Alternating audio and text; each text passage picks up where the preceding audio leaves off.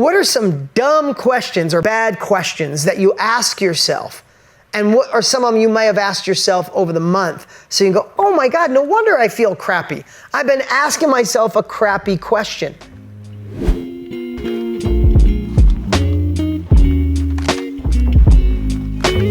When things go sideways, we start asking ourselves some really crappy questions. It's just true.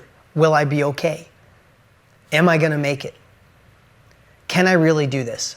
I learned this from Tony Robbins 25 years ago. I learned this, and this stuck out forever. If you ask yourself stupid questions, you give yourself a stupid answer. I'd love to, sugarcoat that or put some whipped cream on it for you, but it's like, can I really make it through it? And your body and your subconscious says, I don't know. I don't know if we can. Can I really do this? I don't know. Maybe we can't. Am I too old for this? Probably. Is technology too hard for me? Absolutely. Ask that dumb question, thou shalt receive a dumber answer. So we have to ask ourselves better questions. Ask ourselves better questions, right? What are those questions happening in your mind? And how do you reframe them? Instead of saying, will we be okay? What if the question was, how can I thrive? How can I stand above? How can I make this turn this to my advantage? How can I shift the conversation? How can I shock the hell out of my whole family? How can I prove them wrong? How can I prove me right? What are questions that you could start asking yourself that are just different?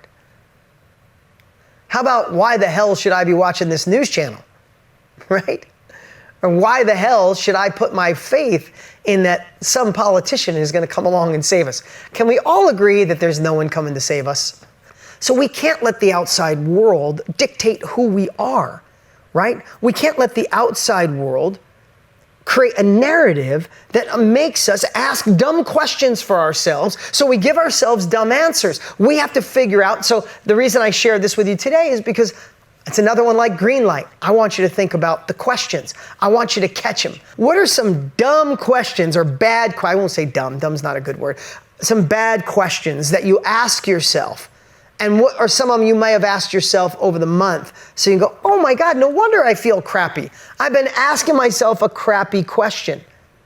Let's do different questions and questions that can allow you to give yourself a more powerful answer. Choose progress over perfection. What if you waited for everything to be perfect to have a child?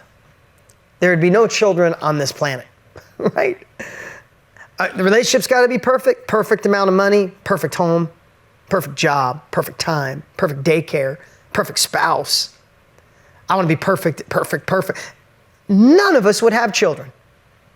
If you're in a relationship, if you waited for everything to be perfect, we'd all be single, right? But as we go, we can perfect, evolve, and grow.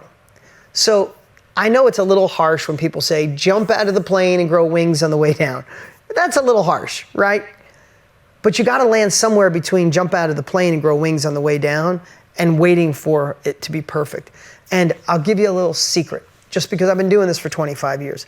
Sometimes your desire to be perfect is really your subconscious disguise of saying, I'm afraid to fail. I can't do it. I can't go yet because I don't even know the exact colors of my logo. I can't do it yet. I haven't perfected my headline on mastermind.com. I can't do it yet. I don't have the 4th module. I got the 3, but number 4 just isn't dialed in yet. When I get that perfect, I haven't done it yet because I want to perfect the art of building my Facebook group and getting the right amount of people. I haven't perfected video yet. You know, I'm okay on video, but like I stammer a little bit and I feel a little weird. I'm going to wait. And we set these things, and when they're perfect, we'll give ourselves permission to go, and our subconscious goes, oh, we're okay for a while.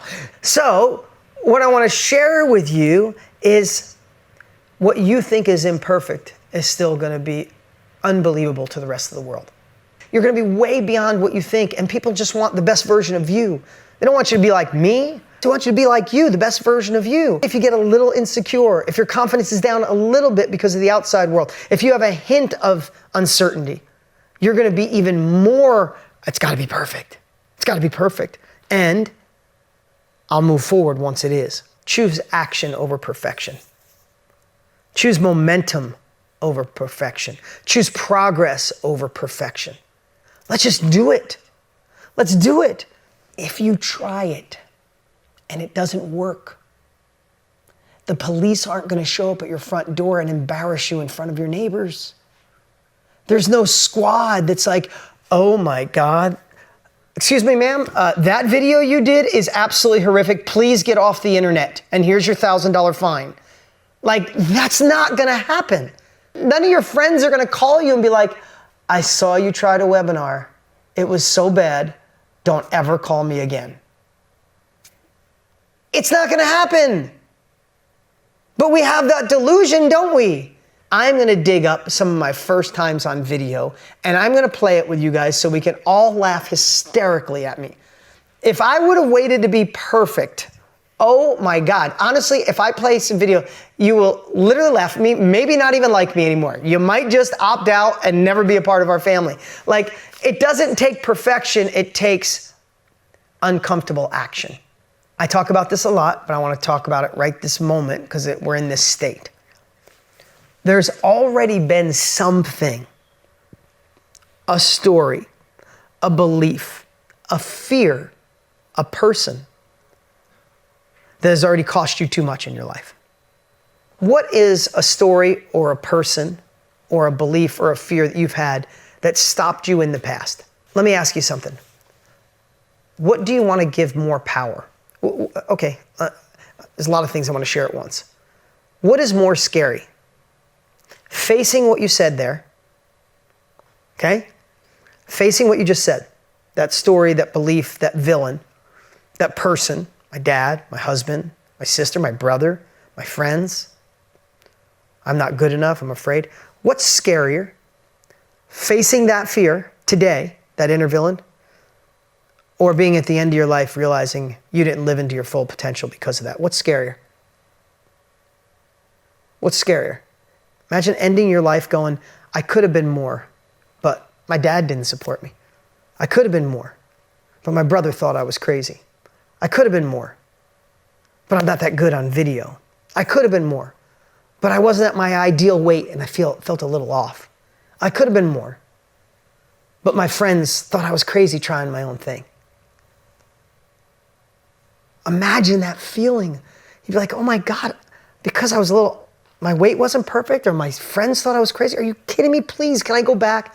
I don't give a shit about that fear. I'll crush that fear. I'll beat it up. I'll throw it away. I'll do it. Please, can I get a second chance? That would be the worst feeling in the world. And here's the thing. You already recognize the villain. You know your opponent. You've been dealing with that. It's already cost you too much. So if you already know your opponent, why aren't you deciding to attack it? Don't wait for it to come get you. Like, you know where your enemy lives. You're just sitting around waiting for it to attack. Is it coming? My dad going to give his comments again? My friend's going to jump in? Find out where it lives and go kick its ass first. You already know that. You might as well beat the enemy up in advance. Don't be on the defense, be on the offense. It's already cost you too much. And when you can't, I don't know where I heard it. I might have heard it from Ed Milet. Somebody shared that whole, imagine at the end of your life, somebody playing you a video of the woman or the man you could have been. Oh, bleh. I could throw up thinking about that, right? Are you gonna let that thing right here be the thing that stops you? Could you imagine your kids being 35 years old? Some of you might have 35-year-old kids. Imagine your 35, 40-year-old children come to you and say, Mom, you're so damn smart. You're so beautiful. You're so creative. You've always had this creative eye. Everything I've watched you do is so creative.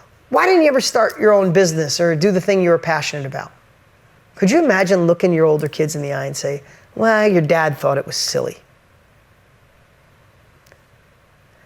I was a little overweight. I felt I was a little old. I felt like I was just a mom. Would you be able to say that to your kids and not want to vomit all over yourself? Or would you rather say to your kids, man, I was scared to death, but I went for it. I failed a whole bunch of times, but I kept getting back up. And I found this, and this is who I became. This is what I've done.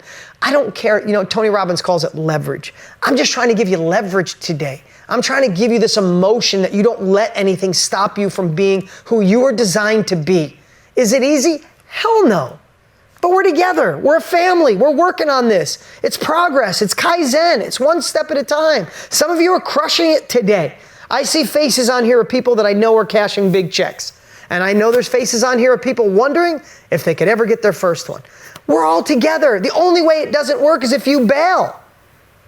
Stay in the game until you get that spark, till you get that emotion, till you have that drive, till you accomplish that next step, and then that next step that leads to that first, second, fifth, 20th step.